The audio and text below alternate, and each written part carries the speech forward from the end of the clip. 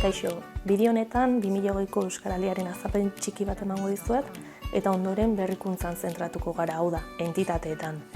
Entitatei zer azaldu behar diogun, zer pauso eman behar dituzten, nola izen eman behar duten eta abar ikusiko dugu. Azaroaren 20tik abenduaren 4 egingo da aurten Euskaraldia, hau da, 15 eguneko ariketa izango da. Euskal hiztunen ohiturak aldatzeko ariketa soziala. Dinamika pasaden edizioko bera izango da, hau da, ahobiztiak eta belarri prestak egongo dira. Ahobiztiak €1 euskara ulertzen duten haiekin euskaraz egingo dute eta belarri prestek ordea ez dute €1 euskara egingo euskara ulertzen duten haiekin, baina bai eskatzen dutena da berari €1 euskaraz egitea. Beraz, rolek ez dute zerikusirik hizkuntza gaitasunarekin, baizik eta jokabidearekin. Zein da aurtengo berrikuntza? Kolektiboki parte hartzeko aukera egongo dela. Hau da, entitateei gonbitea luzatuko zaie Euskaraldian parte hartzeko. Mota guztietako entitateak izan daitezke. Lantegiak, kooperatibak, erakunde publikoak, elkarteak, hau bai, arigunea eduki behar dute. Zer dira ariguneak? Euskaraz lasai aritzeko guneak. Izan entitate barruan edo izan entitateak herritarrekin duen harremanean. Beraz, Euskaraldiak irauten duen 15 egun horietan arigunetako kideak, ahobizti eta belarri prest bezala parte hartuko dute, baina kolektiboki. Bi motatako ariguneak bereiziko ditugu. Barne ariguneak eta kanpo ariguneak. Barne ariguneak entitateen barruan ohiko funtzionamendua duten taldeek osatuko dute. Sailak, atalak, sekzioak, baina bi baldintza bete behar dituzte. Taldeko kide guztiek euskara ulertzea eta 80% gutxienez ados egotea. Kanpo arigunea entitatean herritarrekiko harreman espazioetan dauden pertsonek osatzen dute. Jendaurreko edo harrera postuak izan daitezke, adibidez supermerkatuko kutxak. Euskaraldiak irauten duen 15 egun horietan €1 ahobizi edo belarri prest bat egongo dela bermatuko dute kanpo ariguneek. Hau da, herritarrek €1 euskaraz hartatuak izango direla bermatuko dute.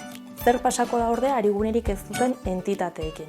Bueno, norbanako ez dela parte hartzera bultzatuko ditugu eta bestalde, datozen edizioi begira neurriak hartzeko proposatuko zaie.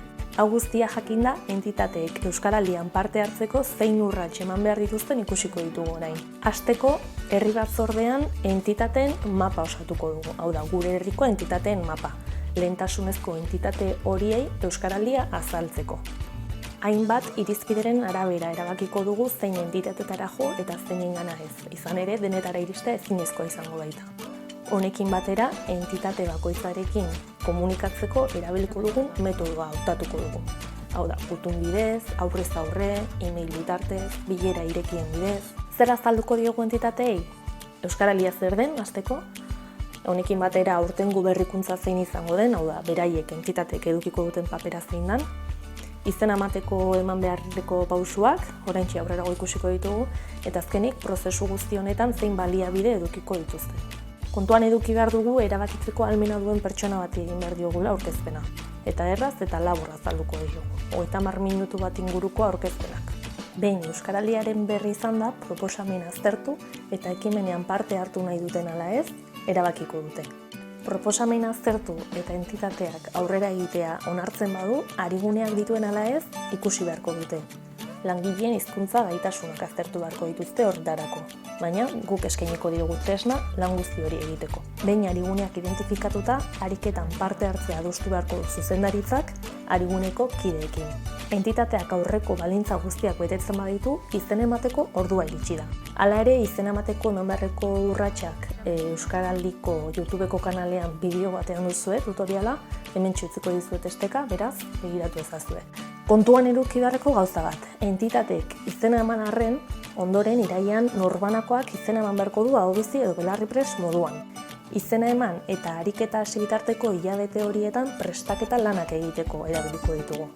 Hau da, baliabideak eskaini, txapak eskatu, identifikagarriak jarri, lantegia girotu. Ondoren, azaroaren 20tik abenduaren 4 ariketa egingo dugu denok. Azkenik, balorazioa egiteko unea iritsiko da.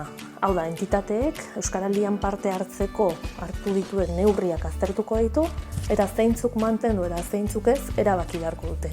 Beraz, hau izan da guztia, hauek lirateke entitate batek eman beharreko pausuak Euskaraldian parte hartzeko. Zalantzarik edo galderarik baduzue idatzi lasai bulegoa abildua lauaizetara.net helbidera. Jo!